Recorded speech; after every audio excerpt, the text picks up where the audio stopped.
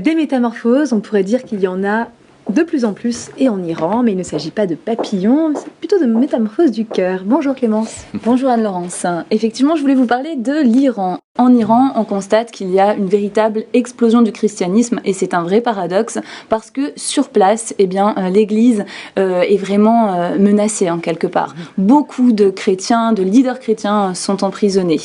Et un conférencier, Merad Fatih, a expliqué en 3 points très simples qu'est-ce qui serait à l'origine de l'explosion du christianisme. Alors le premier point, il s'agit de problèmes sociaux. On remarque par exemple l'augmentation du chômage, de la prostitution, et donc tout cela crée quelque part un désenchantement des Iraniens. Le deuxième point serait les prières ferventes, parce que ce conférencier est chrétien et donc il croit dans la puissance de la prière.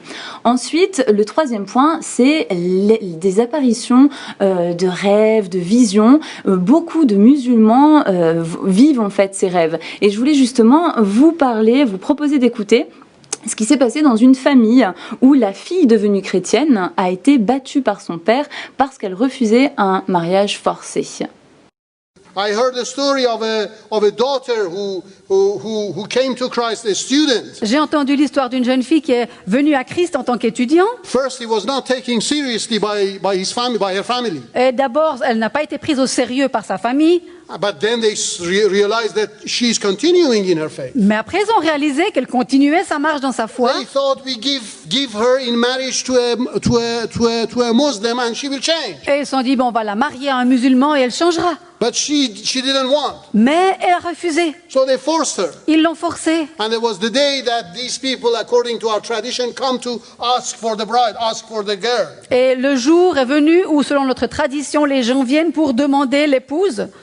And before the father and the family, she said, "No, I cannot marry you." Et devant le père et toute la famille, elle a dit non, je ne peux pas vous marier. And it was so bad, for her father. Il se sentait tellement mal pour son père. So it was like his reputation got damaged. Bien sûr qu'elle salissait sa réputation. So when the person who had come for this girl went. Donc, quand les gens qui étaient venus pour prendre cette épouse sont repartis, the dad was so angry, he took out his belt. Le père était tellement en colère qu'il a pris sa ceinture. And he started beating the girl. Et il a commencé à battre sa fille. I said, I will kill you if you don't change your religion, if you don't come back to Islam. Il a dit, si tu changes pas ta religion et tu ne reviens pas à l'islam, je te tuerai. And as he was beating up the girl, et alors qu'il battait sa fille, suddenly he fell down. Tout d'un coup, il est tombé, il s'est écroulé. He got sick.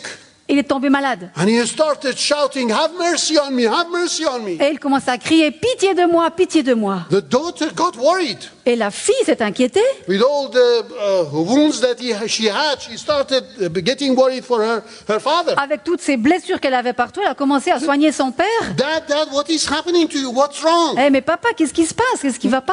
He says, please forgive me. I didn't know. Et il dit, mais s'il te plaît, pardonne-moi. Je ne savais pas. Oh, why? What is happening to you? Mais quoi? Qu'est-ce qui t'arrive? He said that I see Jesus standing behind you. Et il a dit, mais je vois Jésus debout derrière toi. And as I was beating you, I realized that I was beating Jesus. Et alors que je te tapais, je voyais que je fouettais Jésus. And he had stretched his hand and said, "Why are you beating me?" Et Jésus a étendu sa main et m'a dit, mais pourquoi est-ce que tu me bats? Please pray to Jesus that he would forgive me. S'il te plaît, prie Jésus pour qu'il me pardonne. And this man is now a believer. Et cet homme est maintenant un chrétien. Un chrétien secret, bien sûr. L'histoire parle elle-même. Merci Clémence. On va laisser ces paroles résonner.